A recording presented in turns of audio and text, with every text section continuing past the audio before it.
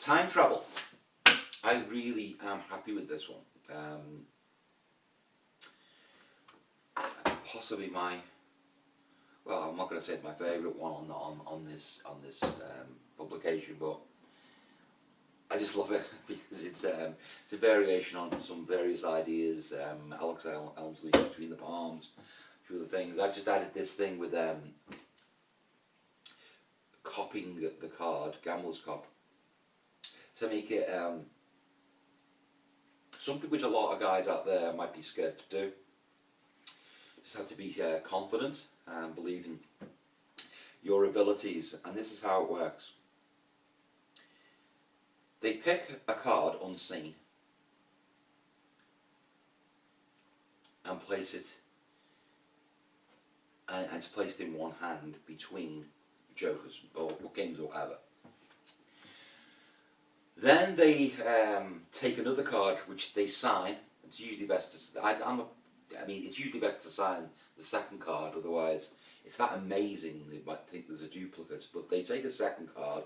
You don't have to have it signed, but I'd recommend it. So they take the second card, and it's supposedly lost in the deck, and that's it.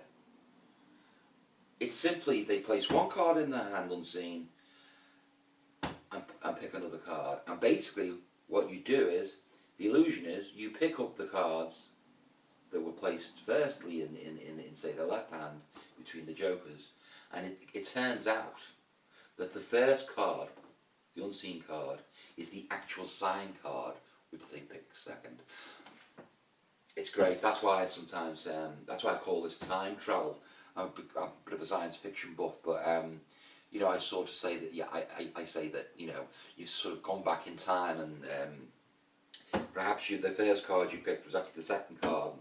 All this sort of paradoxical stuff about, oh wow, maybe you went back in time and picked the first card second, or the second card first, or whatever pattern you want. But it's very cool. So here's how it works. Again, you know, we'll see. Let's have a look here. You see, two jokers, identical jokers, okay, or two red kings, two black kings, or whatever. You take these and you place them. You say, could you put your left hand out?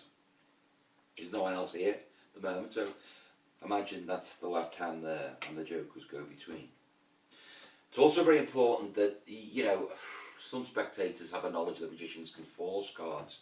It's very important on both occasions that these are not forced. So if you've got a table, I suggest you spread the cards and leave them. If you haven't, obviously, you're doing this, but you really do want them to have free choice. Take any card, so they do that. Now, they don't look at that card, remember. In fact, that card is never seen, but they don't know that. Just for, you know, for explanation purposes, the four of diamonds, it's never seen. And this is placed between the jokers face down on their left hand. And that's that. Now, you say, I'd like you to pick a second card. And what you're going to do, if the card is signed, it's a totally free choice. You are going to let them sign the card. I'm not going to sign this one for now. It's the five of diamonds. Excuse me. And what you're going to do, after they sign the card, you are going to cull the five to the bottom. I've explained this in various times, various publications, but basically, as it comes down this way, I'll show you from this angle, you pull on the five as it slides to the bottom of the deck. That's the cull. So, recap. You know, they've had a free choice of a card, you've gone through them, now you've held the card up, they sign it, and as it comes down, you pull back and cull that to the bottom of the deck. So basically you control their signed card to the bottom. Here's the bold, scary bit for some people. Some people might find this a bit scary, but I love it. And you do have to be careful on angles.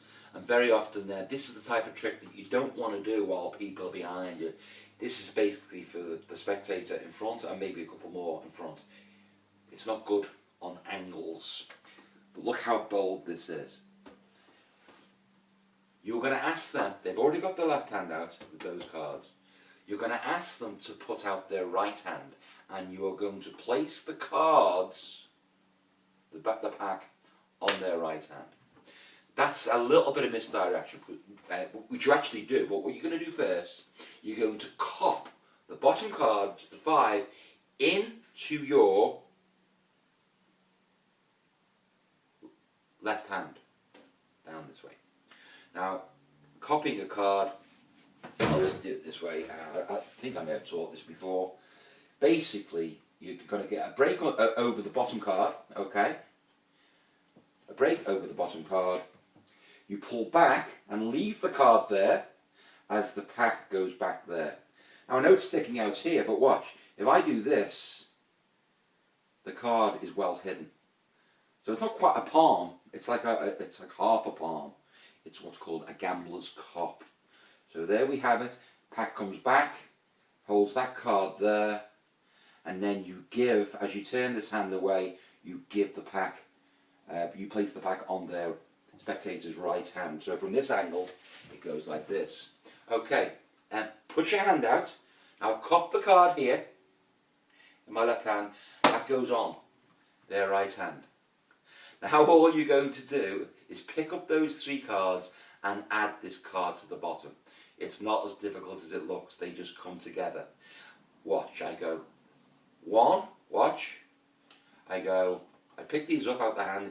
When it's a hand, it's easier. I pick these up and I go there. Watch. Slow motion. There. Slow motion.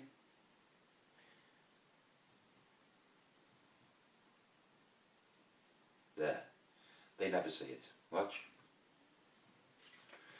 And it's just added to the bottom. How cool is that? So the situation is now you have the 2 jokers with that indifferent card between them and their card now on the bottom, and you now show that the middle card is their card, and this is how you do it. You push off all the cards above the bottom card, i.e. the second chosen card. So that's I do it with my right hand, right thumb. All the cards are pushed that way, and that card, which is the second card, is placed on top of that joker, and then I simply take the bottom card, which is the joker, and place it there, and that leaves the original card on the bottom. But when you spread those 3 cards, it's a great illusion. How cool is that? And just to show you that again, remember, this is the original situation, indifferent card. You've copped the card to the bottom, so you push all the cards above the joker, and then the single joker to the top, and then you say, and what's that card, and hand it to them.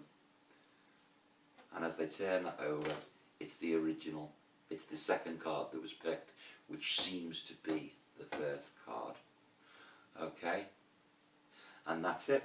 So it's such a great trick. It is, you know, it's not easy. There's the cop, you know, you need a lot of sort of balls. Excuse me if there's any women watching. You need a lot of gusto and guts to sort of cull the card and gamblers cop it and then place it back in. But I love this routine and I'm very happy with it. And I hope you have fun with it.